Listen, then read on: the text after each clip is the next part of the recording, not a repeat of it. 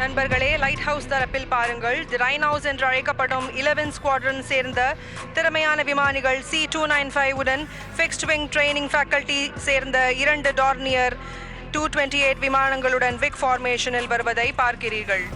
காஞ்சியிலே காமாட்சி உலகை கண்காணிப்பது போல வலதுபுற வானத்தை நோக்கி பாருங்கள்.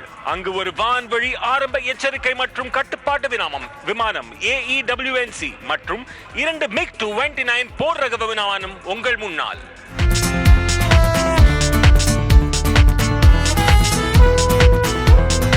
அடுத்த வரிசையில் IL-78 MKI மற்றும் 2 மிராஜ் 2000 ஆகியவை உள்ளன.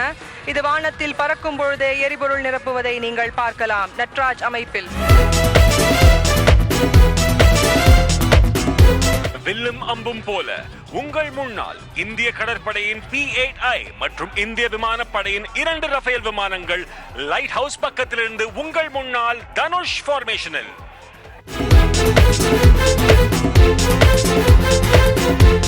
கண்ணுக்கு குளிர்ச்சியாக நீலகிரி அமைப்பில் அடுத்ததாக பறக்கும் 3 ஜாகுவார்கள் இந்திய விமானப்படையின் மிகவும் வலிமையான தாக்குதல் விமானங்களில் ஒன்றாகும். உங்களுக்கு முன்னால் பறக்கும் பொழுது விமானங்கள் எரிபொருள்களை ஸ்ட்ரீமிங் செய்யும்.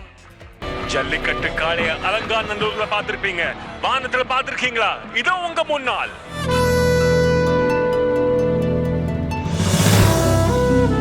முருகனின் வேல் போல உங்கள் வலதுபுறத்திலிருந்து சீறி வருவது நமக்கே சொந்தமான 3 லைட் காம்பேட் ஏர்கிராஃப்ட் தேஜஸ் கார்த்திகேய ஃபார்மேஷனில். வெற்றிவேல், வீரவேல்.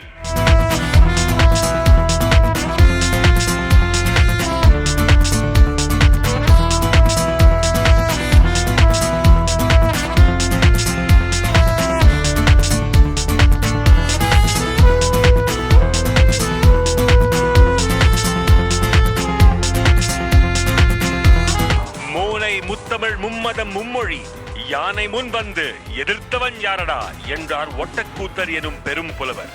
ஆம், இயல், இசை, நாடகம் என்ற 3ம் அடங்கிய அந்த முத்தமிழ் தாய்க்கு பெருமை சேர்க்கும் வண்ணமாய் இன்று நடைபெறும் விமான சாகச நிகழ்வுகளின் பெயர்கள் அமைந்துள்ளன.